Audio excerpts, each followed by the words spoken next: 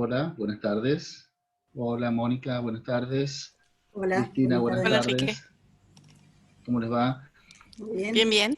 Bueno, es un placer darles la bienvenida a todos los oyentes, además de nuestros panelistas, a esta conferencia compartida de esta tarde, la primera en este CIEF, que es compartida, que lleva por título Modelización en clases de matemática, actividades experimentales mediadas por tecnologías.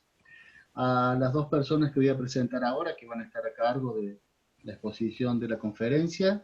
Ya voy a dar alguna información acerca de su formación, pero quiero empezar diciendo que son dos colegas de quienes formamos buena parte de este equipo organizador de CIEF. Es un gusto tenerlas acá. Son primas hermanas que trabajan en educación en matemática. Así que, bueno, la verdad que es un gusto finalmente tenerlas presentes en uno de nuestros cierres. Cristina Esteley, que al menos yo lo tengo a mi derecha. Cristina, si podés hacer una seña para que sepa quién sos.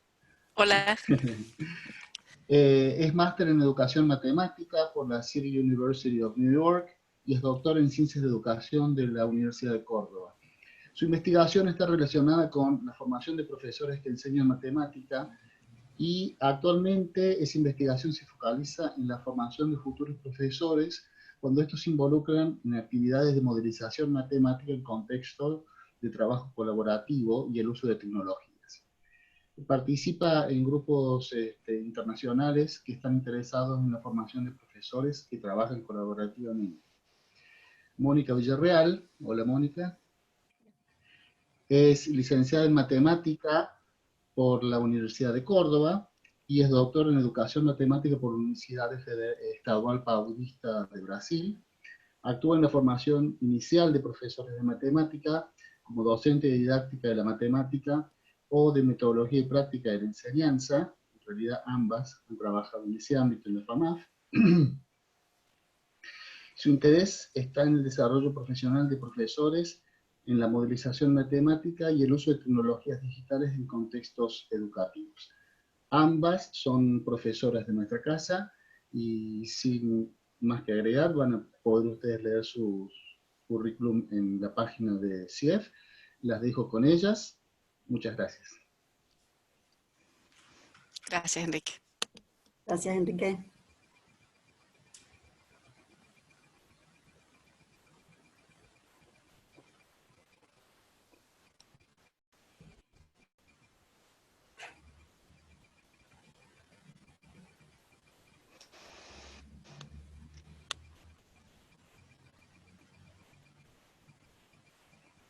¿Se está viendo la presentación?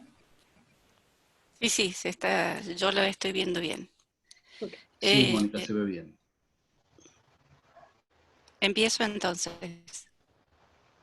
Bien, bueno, buenas tardes a todos. En mi nombre y en nombre de Mónica queremos agradecer la invitación a participar de esta conferencia. Para nosotros es un gusto y no deja de ser un desafío en realidad. Bueno, veremos, digamos, cómo podemos ir comunicando partes de nuestros trabajos de un modo que resulte de alguna manera significativo y produzca alguna movilidad entre ustedes. Básicamente, el recorrido que proponemos para esta presentación es, primero, presentar cuál es el objetivo o con qué ideario se preparó la presentación precisamente. Vamos a hacer un poquito hacia adentro para mirar dos constructos teóricos que son básicos para nuestro trabajo y fundamentalmente para los tipos de ejemplos que se van a presentar en esta oportunidad. Vamos a definir de alguna manera o representar brevemente qué entendemos por modelización matemática desde la perspectiva matemática, desde la perspectiva de la actividad matemática, pero también vamos a mirar perspectivas asociadas con la modelización matemática y relacionadas con la enseñanza de la matemática, básicamente. Presentamos las perspectivas y realizamos muy breves análisis, porque nuestro interés es focalizarnos fundamentalmente en ejemplos de modelización matemática que han privilegiado actividades experimentales con temáticas vinculadas con el área de la física. Vamos a cerrar la presentación con un breve análisis y conclusiones tomando en consideración todo lo tratado. Básicamente, nuestro interés es compartir los avances de nuestra investigación que están centradas en el estudio de la enseñanza y el aprendizaje de procesos de modelización matemáticas acompañados o mediados por tecnologías digitales. Los dos constructos básicos para nuestro trabajo tienen que ver con la noción o la perspectiva de aprendizaje situado y la visión epistemológica que viene del constructo humanos con medio. En relación a estas ideas al aprendizaje, hay una idea central en nuestro trabajo que deviene de ciertas perspectivas, que es el aprendizaje en comunidades locales de práctica. Esta idea de aprendizaje en comunidades locales de prácticas deviene o, digamos, logra sustento a través de la idea del aprendizaje propuestos por dos antropólogos que son Leib y Wenger, que consideran que el aprendizaje es básicamente un proceso social, cultural e históricamente situado. En ese sentido, ellos prefieren hablar de aprendizaje situado y lo definen como la participación en las prácticas sociales de una comunidad de práctica. En ese sentido, aprender se considera a través de la participación en la comunidad de práctica. Estos autores han reconocido dimensiones de la relación entre comunidad y práctica, de tal modo que estas dimensiones van a propiciar una participación suficientemente significativa para propiciar aprendizajes de los sujetos que intervienen en esa comunidad, asumiendo que el sujeto que interviene en esa comunidad va a desarrollar o construir aprendizajes. Estas tres dimensiones son el compromiso mutuo, la empresa conjunta y el repertorio compartido. El compromiso mutuo se refiere a el compromiso de cada uno de los sujetos que intervienen en las comunidades de prácticas con su propia práctica y la práctica de la comunidad. La empresa conjunta implica asumir que existe un objetivo compartido de tal modo que este objetivo permite impulsar el desarrollo de esta comunidad compartida. Y el repertorio compartido, ¿a qué nos referimos cuando hablamos de repertorios compartidos? Y significa compartir saberes, significa compartir visiones en el sentido de los conocimientos, significa compartir dispositivos de trabajo, significa compartir todos aquellos elementos o herramientas que identifican de alguna manera esa comunidad particular de práctica y que a la vez está aceptado por la comunidad de práctica. Cabe decir que estas ideas desarrolladas por Leib y Wenger no han sido desarrolladas dentro del campo de la educación matemática y se han centrado fundamentalmente en comunidades de prácticas duraderas y persistentes en el tiempo. Si yo ahora quisiera aplicar estas ideas al campo de la educación matemática en particular, y observar lo que ocurre en una clase, este atributo de persistencia en el tiempo de la comunidad no lo cumpliría un curso o una clase en particular, pues el tiempo de participación es corto. Sin embargo, para resolver esta cuestión, dos educadores matemáticos como son Winborn y Watson proponen la idea de comunidad local de práctica para achicar esta visión de la temporalidad.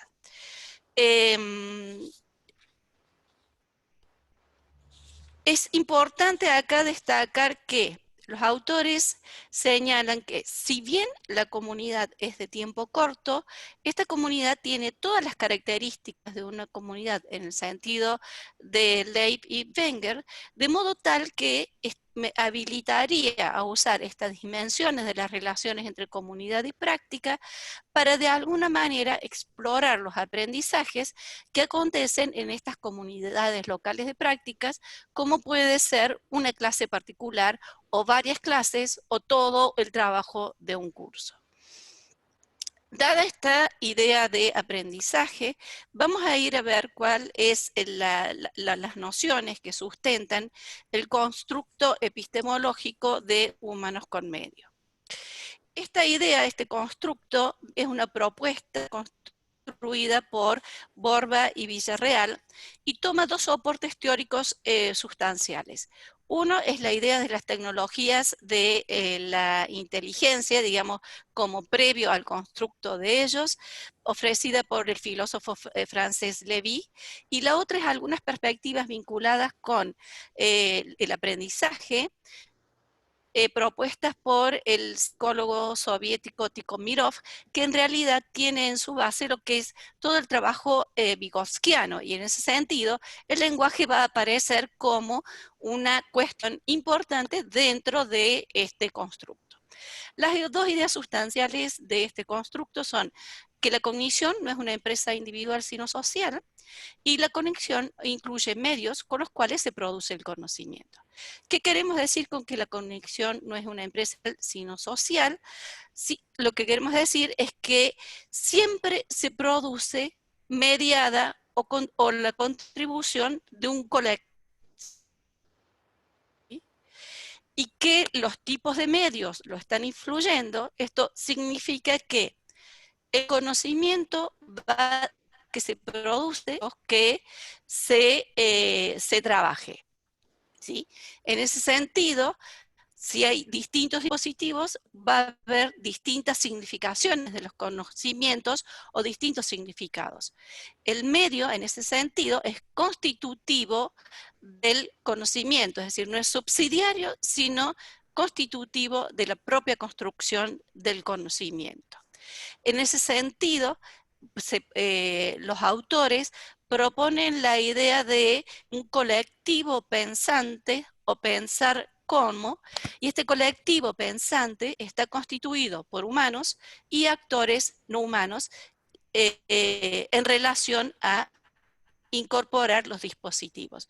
Cuando hablamos de dispositivos, no solamente estamos hablando de las tecnologías digitales, sino que también estamos hablando de dispositivos más convencionales, como puede ser el lápiz, el papel, el pizarrón, el transportador. Estas ideas propuestas por los autores se sintetizan en la siguiente propuesta.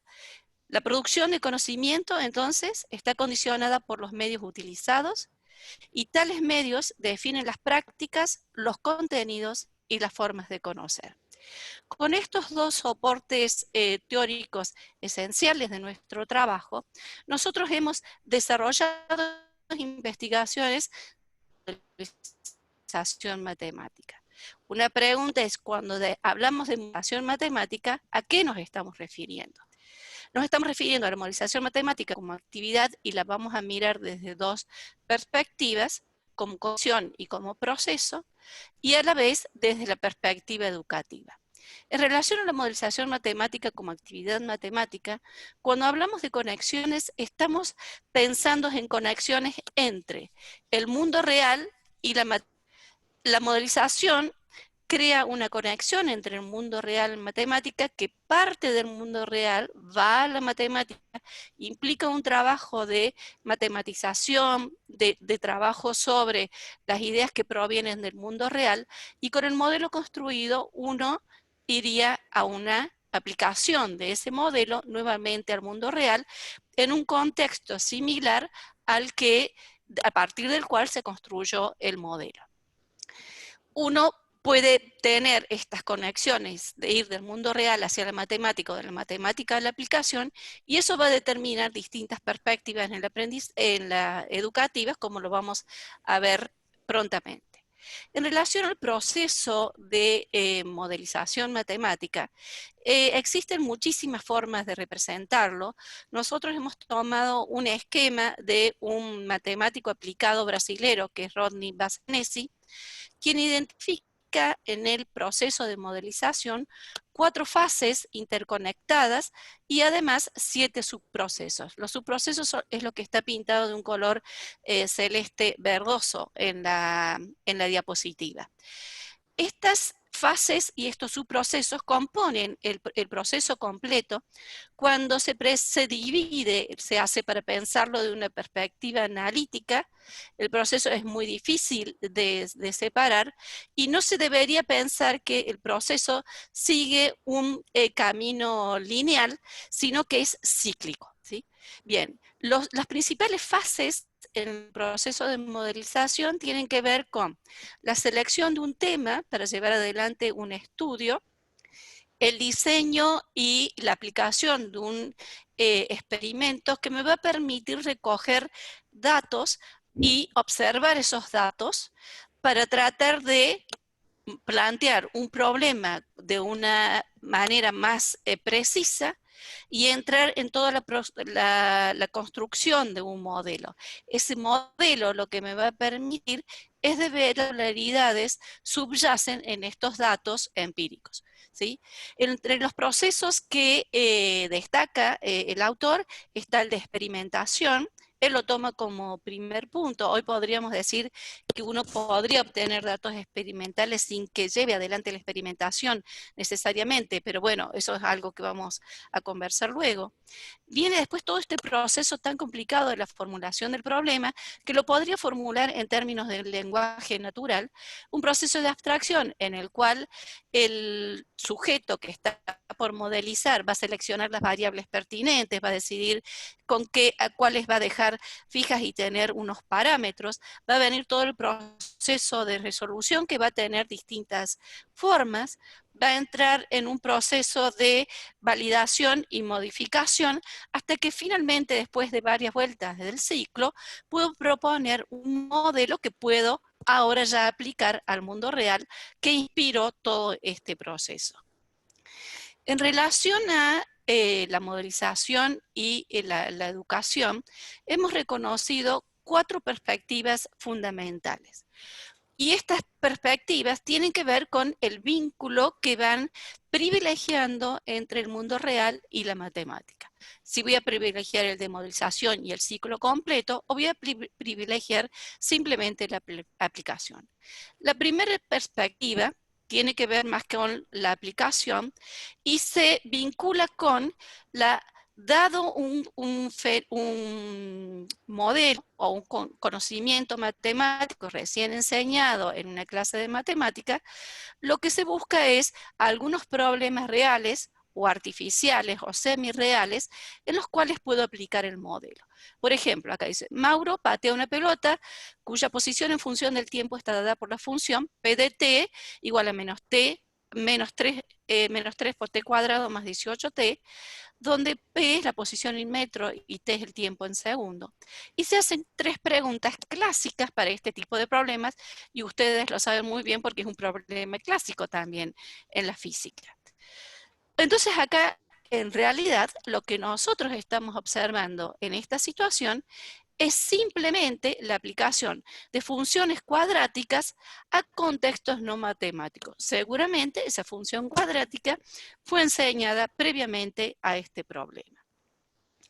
Otra perspectiva similar a esta es cuando se plantea un problema real para motivar la enseñanza de un contenido matemático particular que permitiera resolver el problema que planteo y otros problemas ya aplicando el modelo construido. Leamos acá un ejemplo. Dice, un grupo de amigos decide calcular las alturas de todos los árboles de una plantación siguiendo el procedimiento de la comparación de su sombra con la de un poste cuya altura se conoce. Para ello, clavan en el suelo el poste de longitud conocida y tienen la intención de aplicar la siguiente regla. X es a S, como B es a A, y a partir de ahí determino el valor de X a partir del valor dado de B, el cociente entre B sobre A y la multiplicación con S. Y entonces ahora viene la pregunta, ¿es válido el método ideado por estos amigos? ¿Qué papel juega el cociente B sobre A entre los catetos del triángulo tomado como referencia cuando en realidad no se dibujó ningún triángulo? ¿Sí? Tengo que imaginar que tengo un triángulo. En realidad, este problema es un problema que permite discutir algunas relaciones de proporcionalidad o semejanza entre figuras. Una vez, por eso el foco está puesto en preguntar en esta constante B sobre A, ¿no? Tanto en la perspectiva 1 como en la perspectiva 2, lo que se ha privilegiado es un movimiento que va de la matemática a adaptar ciertos modelos al mundo real. Cuando trabajo con esta perspectiva, ocurre los siguientes aspectos.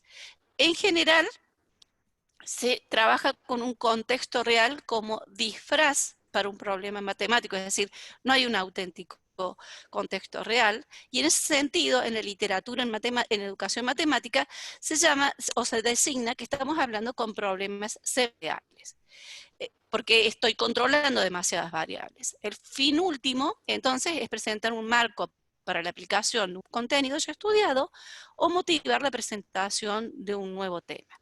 Se muestra un modelo enseñado cómo modela un fenómeno particular, pero no cómo ese modelo fue obtenido o cómo puedo obtenerlo.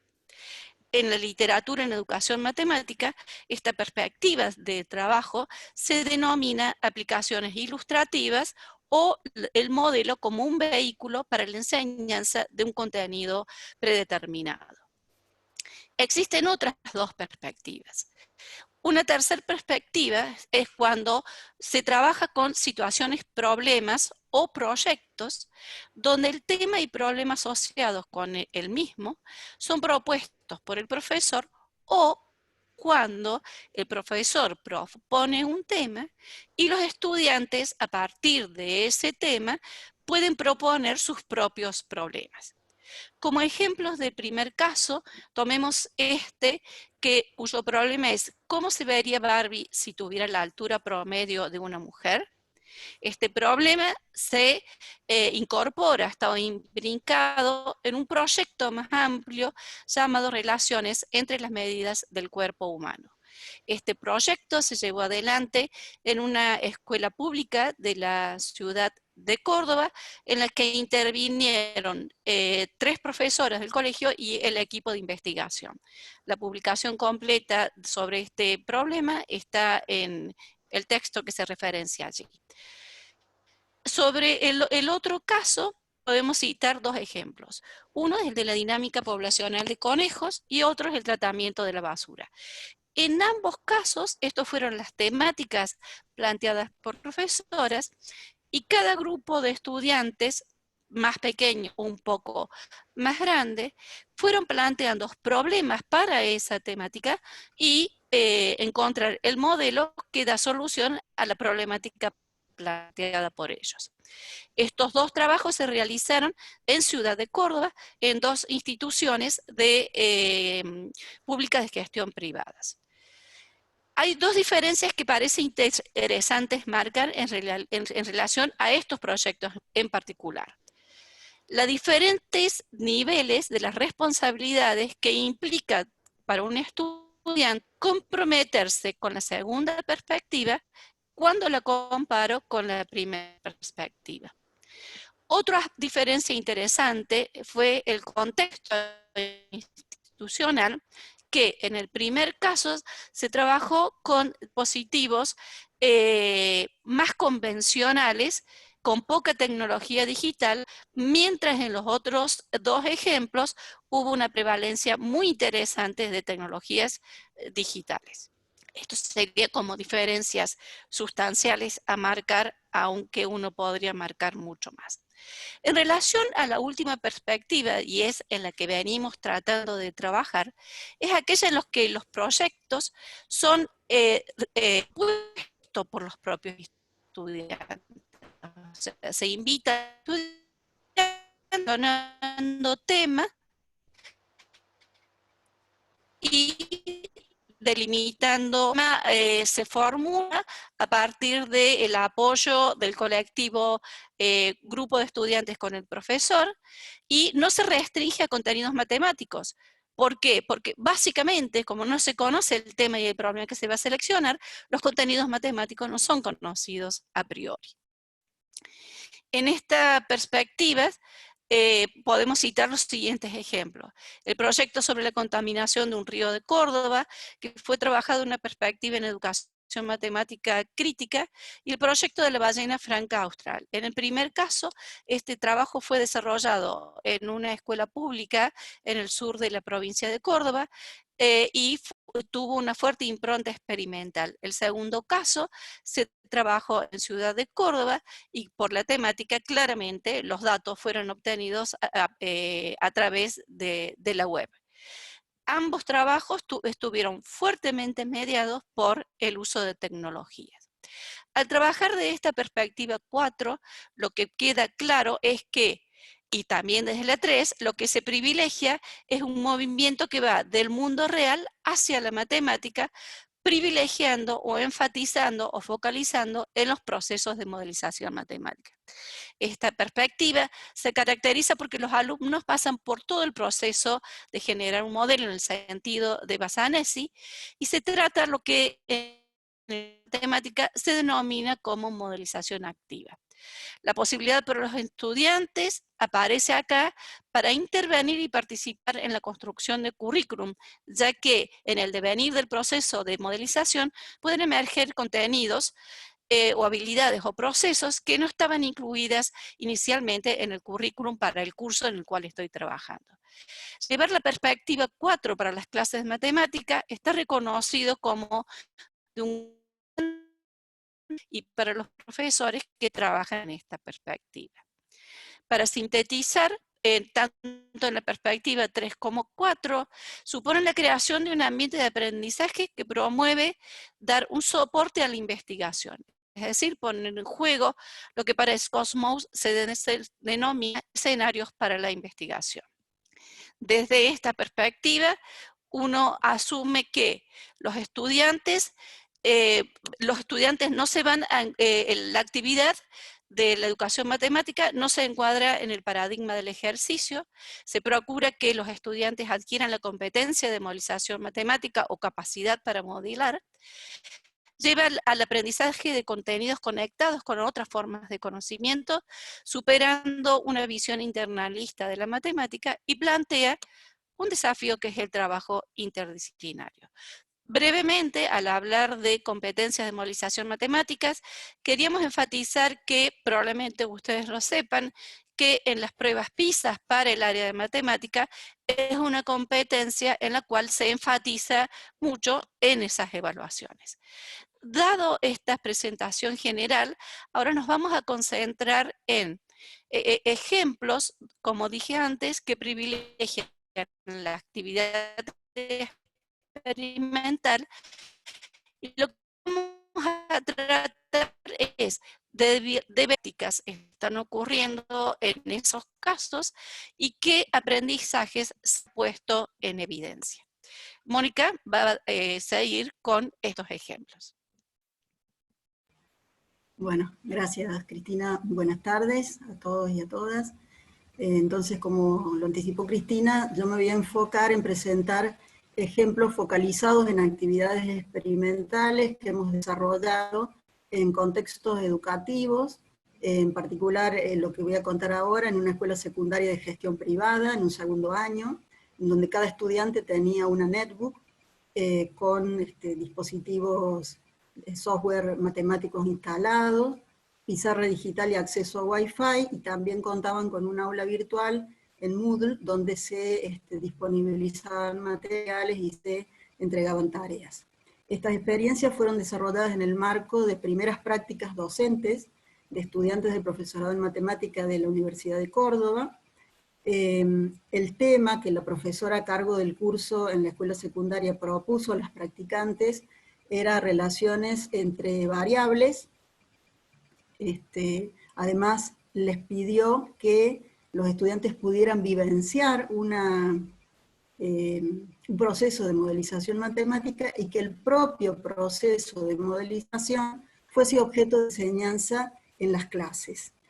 Bueno, con estos requerimientos, las practicantes, junto con la profesora supervisora, comenzaron a idear algunos escenarios de modelización para poner en aula.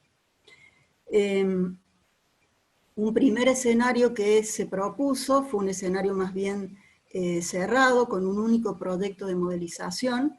Se propuso una actividad experimental en grupos, y la propuesta era estudiar la variación de la altura del nivel de agua en recipientes de diferentes formas, en función del volumen de agua ingresado en el recipiente. Como lo dije, fue un trabajo hecho en grupos. Los estudiantes recibían cada grupo 2 recipientes particulares, un recipiente cuya sección transversal era constante, como el recipiente de la izquierda, como si fuese un cilindro, digamos, y otro recipiente que no tenía esas características.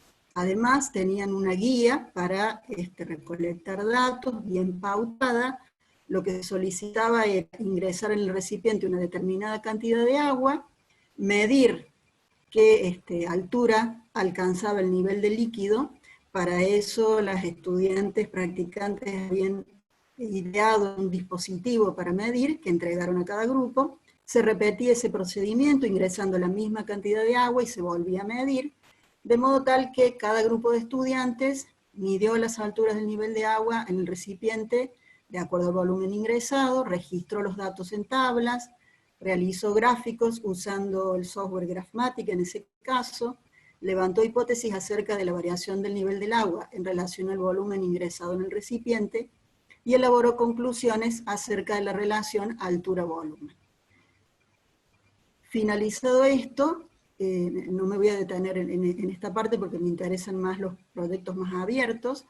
Este tipo de actividad se encuadra más bien en la perspectiva 3 que describió Cristina.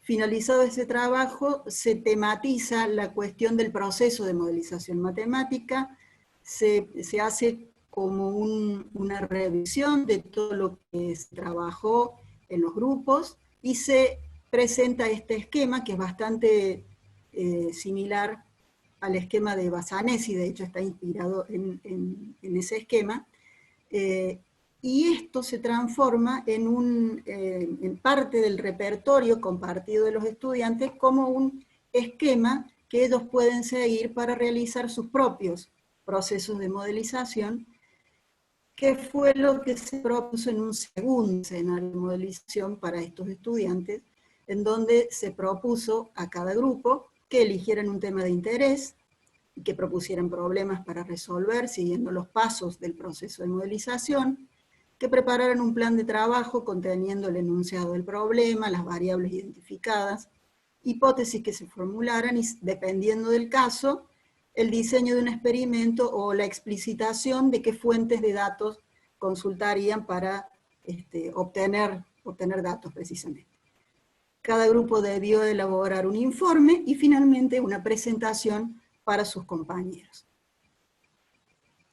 En este caso particular de estas prácticas, se practicó 2 segundos años.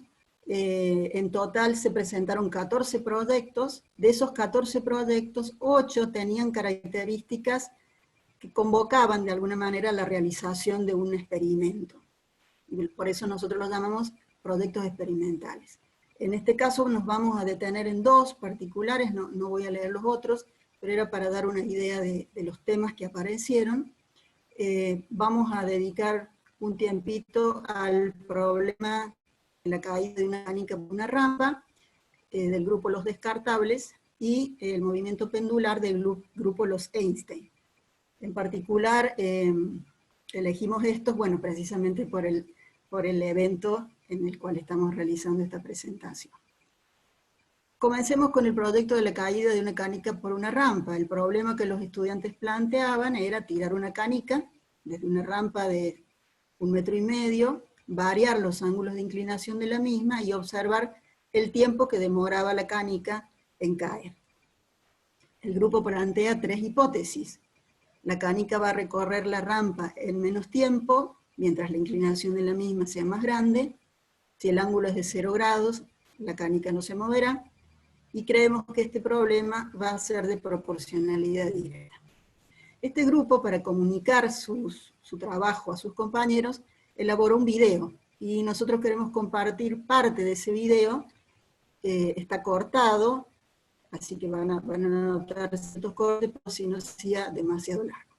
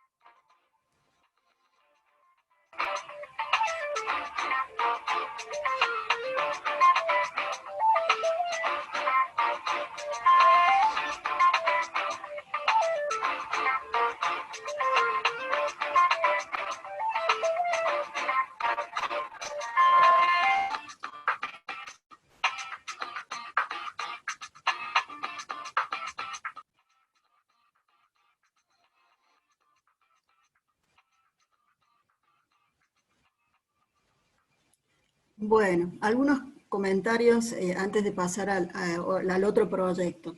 En primer lugar, destacar el tipo de variables que ellos eligen para relacionar, ¿no? Recordemos que el tema en juego era relación entre variables. El tiempo y la inclinación de la rampa. Matemáticamente, bueno, hay una complejidad interesante en el modelo matemático que está por detrás de esa relación, ¿no? Ustedes la conocen mejor que nosotros. Ellos logran estudiar esa relación a partir de dos tipos de representaciones matemáticas, como son la tabla y el gráfico, y a partir de eso pueden hacer una lectura y tratar de validar o rechazar sus hipótesis primeras, ¿no? Y la otra cuestión que es importante marcar en este video, en este trabajo, es el uso de las tecnologías. No sé si ustedes alcanzaban a verlo, pero a la derecha, abajo, aparecía un cronómetro que estaba anexado en el video y a partir del cual ellos miden el tiempo que demora la canica en recorrer la rampa. si no hubiesen tenido esa herramienta, la medición del tiempo se les complicaba bastante. De hecho, habían intentado hacerlo con cronómetro, y al ser un recorrido tan corto, de 1,5 metros, se les complicaba bastante el registro del tiempo. Y ese recurso tecnológico les permitió sortear esa dificultad. Bueno, un par de comentarios, después vamos a hacer otro más hacia el final. El segundo ejemplo, que es el del péndulo, nosotros le llamamos así en realidad, pero la motivación de los estudiantes para estudiar este tipo de movimiento estuvo en un juego mecánico que había en el Superpark, que se llamaba el martillo, que consistía en una cabina que comenzaba a balancearse hasta que finalmente daba un giro completo. Y entonces, en base a eso, a ellos se les ocurrió estudiar un poco ese movimiento y diseñaron un dispositivo, como el que ven ahí en la imagen, con un soporte del cual pende un hilo, que en su extremo tiene amarrada una pelotita, y adosaron también una circunferencia graduada al soporte para de alguna manera medir alturas, y vamos a ver cómo lo hacen.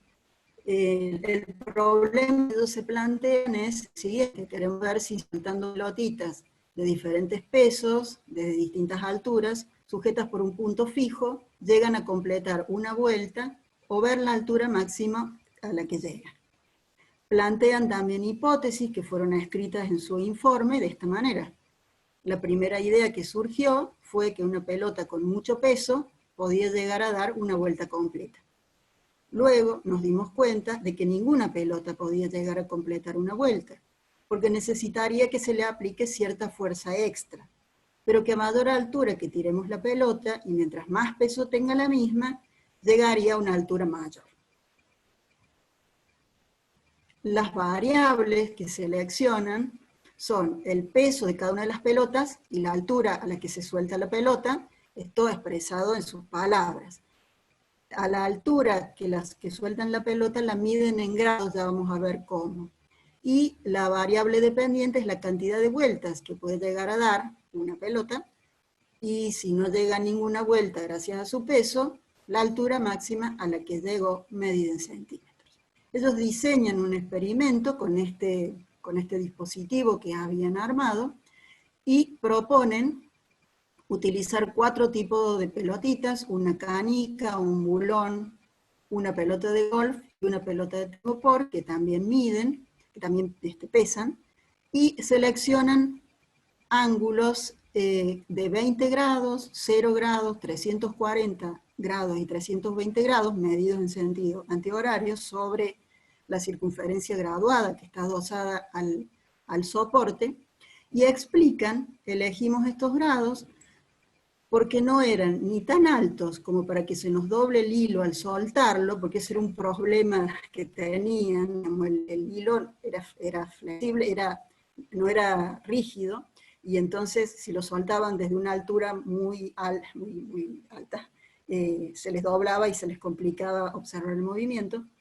Entonces eso por un lado, pero también ni muy bajos, así la cámara captaba bien hasta dónde llegaría la pelotita.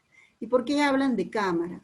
Ellos lo que hicieron es filmar cada uno de esos movimientos a partir de, con cada pelotita soltada de esas diferentes alturas, medidas en ángulos, filmaban esa parte para después realizar la obtención de datos. Voy a mostrarles ahora un pequeño videíto de los tantos que hicieron, porque imagínense que eran 4 pelotitas tiradas desde 4 alturas diferentes, nos daban un total de 16 videitos. Entonces este es uno que corresponde al bulón tirado desde 0 grados.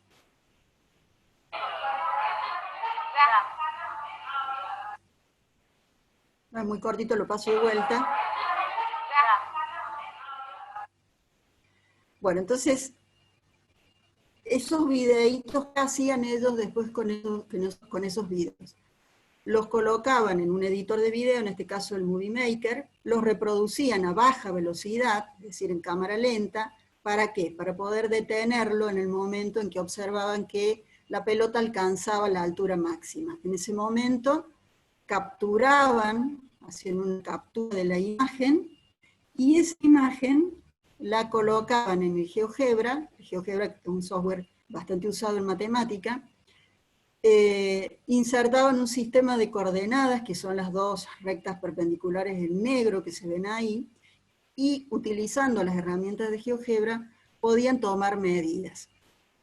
¿Qué medida les interesaba tomar a ellos? La altura. La altura la definían a partir de la intersección de esta recta negra, no sé si me estarán viendo, con la circunferencia, y determinaban este segmento AD. Esa era la altura que a ellos les interesaba relacionar con el ángulo desde el cual era lanzada la pelotita. Entonces, en GeoGebra puedo hacer las mediciones, pero GeoGebra me da las medidas en unidades de GeoGebra. Entonces, ¿cómo las transformo a centímetros? Bueno, ellos sabían que la longitud del hilo que conformaba el péndulo era de 26,5 centímetros. Eso en términos de unidades de GeoGebra da 4,19, y entonces, como la altura que querían medir, AD, en unidades de GeoGebra era 1,76, hacían el cálculo utilizando, bueno, una proporción o una regla de 3 simple, y tenían el resultado. Eso lo hacían para cada uno de los videos para ir obteniendo las alturas. Obtenido esto, prepararon una tabla en donde se veían las relaciones entre la altura a la que se arrojaba la pelotita, cada una de ellas, y la altura que alcanzaba finalmente. Fíjense que acá aparece una tabla que no es frecuente en el caso de matemáticas. En general, las tablas con las que se trabajan en las clases de matemáticas son a 2 columnas nada más. Entonces acá tenemos una tabla de múltiples columnas que me permite también hacer comparaciones en las filas que conforman esa tabla. Esta cuestión de los ángulos que ellos habían elegido no era muy conveniente para representar gráficamente la relación, entonces deciden hacer acá un cambio de variable. Proponen que el 20 sea 0, el 0 sea 20, 340 sea 40 y 320 sea 60. Con ese cambio logran hacer este gráfico, que no deja de tener sus dificultades, porque es un gráfico decreciente, cuando en realidad ellos lo que quieren ver es que a mayor altura del lanzamiento, mayor es la altura a la que llega en la oscilación la pelotita. Pero eso no significó para ellos ningún impedimento para interpretar lo que estaban viendo ahí y reafirmar parte de sus hipótesis, digamos, ¿no? Porque la otra hipótesis referida al peso, podemos ver que en la tabla, tanto en la tabla como en el gráfico, en algunos casos no se verifica. Bueno, más allá de la presencia de las concepciones, ¿no?, que surgen en este caso de que a mayor peso, mayor altura, que uno podría analizar desde la física, a nosotros lo que nos interesaba en realidad en la clase de matemática era dar cuenta de un proceso de modelización y la posibilidad de pasar por todas sus fases, ¿no? Ese era el centro de nuestro interés en la clase. Algún breve análisis para ir concluyendo. Pudimos ver acá en acción pequeñas comunidades locales de práctica, digo pequeñas porque son grupos chicos en número de estudiantes, en acción, que se comprometieron con una empresa conjunta, ya que fueron ellos los que libremente eligieron los fenómenos o situaciones extramatemáticas que querían estudiar. Hubo formulación de problemas, selección de variables y planteo de hipótesis, el diseño de un prototipo, en el caso del péndulo, por ejemplo, para poder experimentar. Hubo diseño de experimentos, un cierto plan para recoger datos, la creación de modelos tabulares y gráficos para estudiar las hipótesis. Toda esta enumeración, estos 4 ítems que enumeré acá al final, hablan de prácticas científicas, es decir, prácticas de una comunidad científica que en este caso se pusieron en juego en estas comunidades locales de estudiantes. También hubo aplicación de conocimientos matemáticos previos y de conocimientos extramatemáticos que son parte del repertorio de estos estudiantes, ya sea como parte de sus conocimientos matemáticos desarrollados en el curso o previamente, o también, por ejemplo, el conocimiento del manejo de ciertas tecnologías para poder dar cuenta de ciertos problemas. Entonces, este es el último punto que quiero mencionar acá, se refiere al uso de las diferentes tecnologías digitales y no digitales que aparecieron. Y como dijimos al principio, algunos de nuestros intereses tienen que ver con el uso de las tecnologías en estos procesos de modelización, y acá aparecen vinculadas con la realización de mediciones que son complejas de obtener de manera directa o con ciertas herramientas como un cronómetro. Entonces se relaciona el uso de las tecnologías con la fase de experimentación. Aparecen también, por supuesto, para realizar las representaciones gráficas de los modelos, y eso se vincula con la fase de resolución. Y por supuesto, queríamos destacar el uso de las tecnologías como un medio para comunicar el proyecto y sus resultados. Se ponen en evidencia entonces colectivos de estudiantes, docentes y tecnologías que van tomando decisiones en búsqueda de comprensión y respuestas, y también se pone en evidencia la existencia de una sinergia entre el uso de las tecnologías digitales y los procesos de modelización. Así entonces, la asociación de la experimentación, la tecnología y la modelización exhibe una resonancia natural. Estos tres elementos se conjugan armoniosamente y por eso entendemos que de alguna manera contribuyen a lo que hoy se denomina educación STEM, en donde la modelización actúa como un puente entre la matemática y las ciencias, contribuyendo a este abordaje más integrado que se propone entre las ciencias, la tecnología, la ingeniería y la matemática. Bueno, esto era lo que queríamos compartir con ustedes, así que muchas gracias y estamos a la espera de sus preguntas. Bueno, muchas gracias, Mónica, Cristina.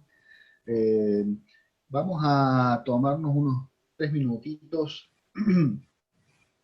para, para dar lugar a que las personas que quieran hacerlo puedan redactar sus preguntas en la ventana de preguntas y respuestas de abajo, de manera que también nos den tiempo primero a ellos a redactarlas y a nosotros a leerlas, interpretarlas, y yo se las voy a ir pasando a ustedes. Me parece que es muy interesante. Hay una similitud bastante grande entre lo que proponemos en educación en física como forma de aprendizaje de los estudiantes, sobre todo cuando además van a ser futuros profesores, que es a partir de esas ideas que ellos ya tienen. O sea, es fuertemente constructivista un aprendizaje en el cual la modelización juega este lugar tan central, porque ellos son los que lo proponen. Eso es lo que tampoco quiero yo ahondar en cosas que las personas ya están preguntando y que prefiero después hacerlo a partir de las preguntas de ellos. Lo que quería saber es, ¿estos trabajos los han hecho ustedes con chicos de secundario, este último que contaste vos? Sí, de secundario segundo año. Ajá. Bien. Sacaste la pantalla, por eso no entendía qué pasaba. Bueno, yo creo que ya podemos empezar. Tengo acá algunas preguntas que ya están hechas. No las estoy viendo ustedes porque estoy abriendo el documento con preguntas. Bueno. La primera de ellas dice, ¿la modelización matemática surge como una estrategia de aprendizaje o de enseñanza? O, digamos, surge de la consideración de una forma epistémica en el camino de la matemática, porque de hecho muchos desarrollos matemáticos han surgido a partir de problemas físicos.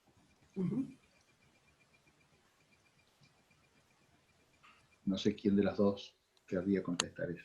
Si se entendió la pregunta o intento leerla. Sí, la estoy releyendo. Ok.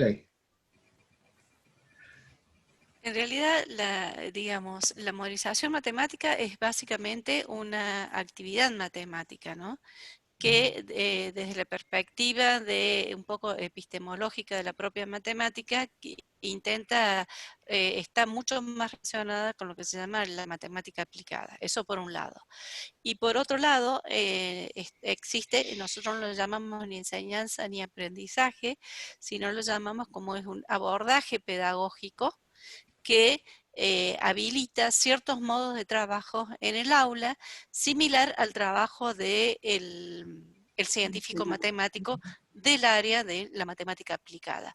Entonces, al llamarlo abordaje pedagógico, estamos en realidad ahí conjugando enseñanza y aprendizaje, y no porque uno piense que la enseñanza implica necesariamente aprendizaje. Lo que ocurre es que se está habilitando una comunidad particular de práctica, y la inmersión del estudiante y la participación del estudiante bajo las tres dimensiones que se comentaron al comienzo, digamos, nos estaría hablando de el aprendizaje a partir de la participación, digamos, del estudiante. No sé si Mónica quiere agregar algo más. Sí, no, solamente que en consonancia con la visión de aprendizaje que estamos sosteniendo, que es la del aprendizaje situado, y esto de la participación en prácticas, lo que nos interesa es que quien estudia matemática participe de las prácticas matemáticas, y la modelización es una práctica matemática, así es como la entendemos, y nos parece que no es la única, por supuesto, pero sí nos parece que el hecho de que no esté tan presente en las clases de matemática, por eso significa un desafío para nosotros y lo proponemos. Ujú. No sé si Laura le contestamos. Al menos a mí me parece que sí.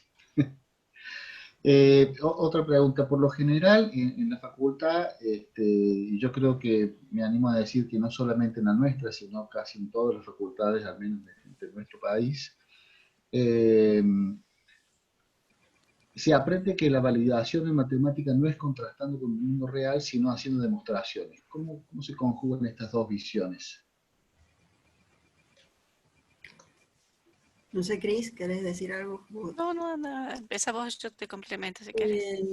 Sí, efectivamente eso ocurre, pero a nosotros nos interesa justamente destacar esa otra parte de la matemática, no quedarnos solamente en la demostración. La demostración no es lo mismo, en este caso, en el caso de la matemática aplicada, no es lo mismo que la validación.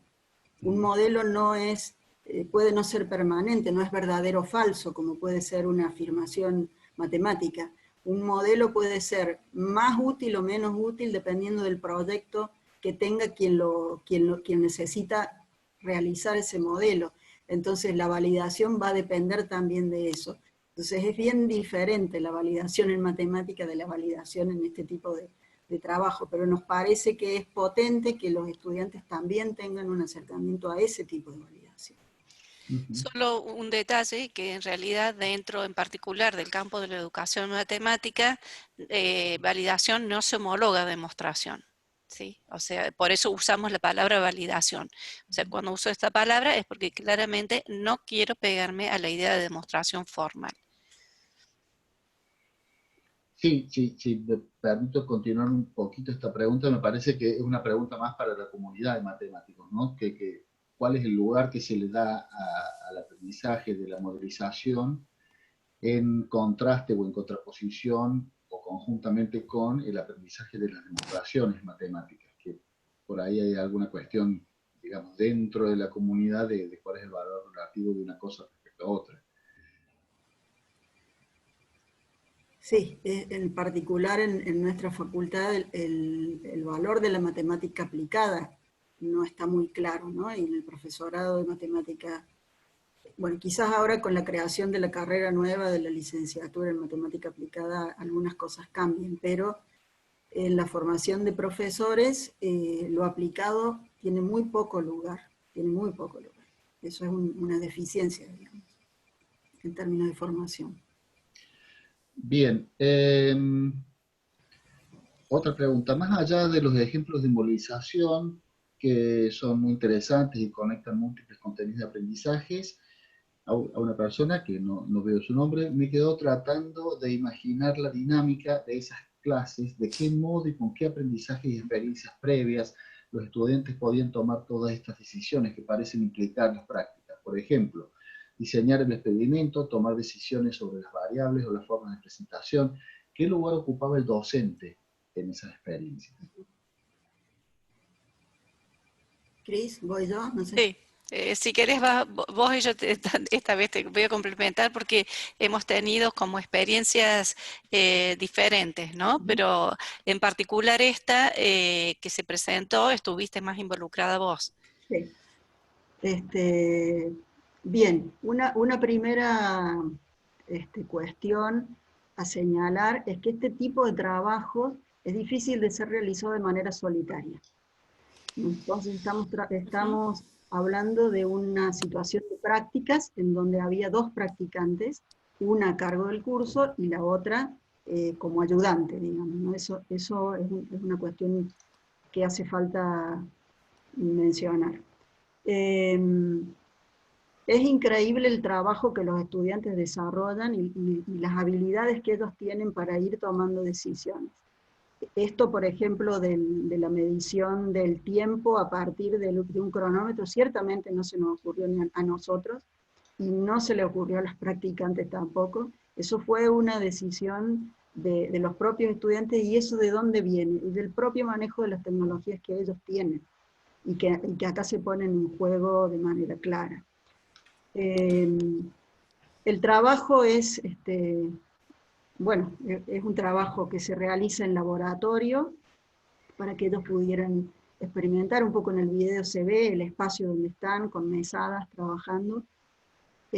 A partir del tipo de experimentación que cada grupo tiene que realizar, tenemos que anticipar bueno, qué materiales pueden llegar a necesitar, si esos materiales están en laboratorio o no, si necesitan experimentar. Por ejemplo, había un proyecto que era ver el tiempo que tardaba en derretirse un cubito de hielo colocado en aguas a diferentes temperaturas. Bueno, necesitábamos tener agua caliente, llevar termo, poder medir la temperatura. Entonces había eso en el laboratorio, todo eso había que anticiparlo. Entonces hay como un gran proceso de anticipación, pero siempre en función de lo que los estudiantes van decidiendo. Por supuesto que a la altura en que esto se realizó, estudiantes de segundo año ya trabajaban con todo lo que es representación de puntos en el plano, coordenadas cartesianas, todo eso ya era algo que ellos manejaban. También manejaban el uso de los programas graficadores, porque la profesora a cargo del curso utilizaba mucho eso, usualmente desde primer año, entonces ya tenían todo un recorrido en términos de uso de esas tecnologías para utilizarlas en la representación matemática. A ver qué más. Sí, estamos un poquito cortos de tiempo ya. Digamos, me gustaría incluir una pregunta muy cortita que mejor toca de cerca alguna de las otras que están dando vueltas por ahí. Sí, a mí me gusta una sola cosita agregar acá, Sí. porque para mí es como muy sustancial. Que la Uh-huh. profesora, la profesora que prestó el aula, Uh-huh. ¿sí? Es una profesora que ella misma había participado previamente en un proyecto de modelización matemática. Por lo tanto, la profesora habilitaba un contexto rico que ella ya venía moviendo desde primer año en segundo año. Entonces, esto, digamos, está muy atravesado por la formación docente. No en cualquier colegio podíamos hacer esto. Uh-huh. Disculpa, Enrique. No, por favor. Lo que quería, ya medio último porque estamos sin tiempo, es preguntarle si en algún momento los chicos, porque digamos lo que yo veo es que ellos generan un modelo a partir de la observación directa, ¿no? Y hacen hipótesis acerca de cómo esas variables pueden llegar a actuar entre sí. Mi pregunta es si en algún momento ellos tienen la necesidad de pedir algún tipo de teoría extra, particularmente si piden alguna física que no sea observable, digamos, ¿no? Si lo piden no explícitamente, pero implícitamente. No. no lo pide, me parece que ahí es donde debiera entrar la mano del docente para hacer avanzar estos aprendizajes que son provisorios en realidad, porque ustedes habrán visto que aparecen muchas concepciones por atrás de esto, que son muy Claro, ricas para ser trabajadas. Entonces, exactamente. O sea, la física está ahí como a sí, sí, punto de ser trabajada, ¿no? Me parece que es un eh, trabajo entonces, sumamente rico para hacer eso.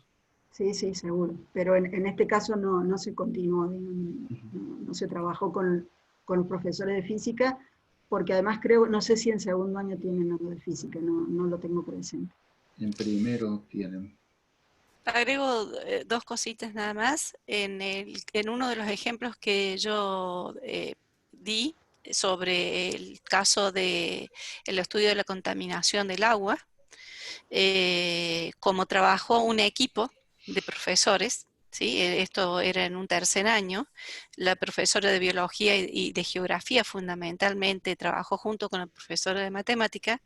Ahí sí se invitaron, digamos, a entrar de una manera más institucionalizada, muchos saberes que tienen que ver con las químicas biológicas de propiedades del agua, y del terreno geográfico donde está ubicada la escuela y donde está ubicado el río. Ahí sí es como que los alumnos necesitaban, si no, no podían diseñar el experimento. Y ahí se había conformado ya un equipo de trabajo.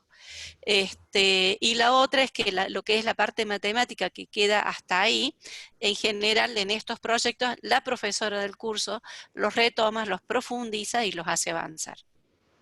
Recuerden que las prácticas duran un mes, a veces pueden durar un poco más, pero no más de eso. Ujú.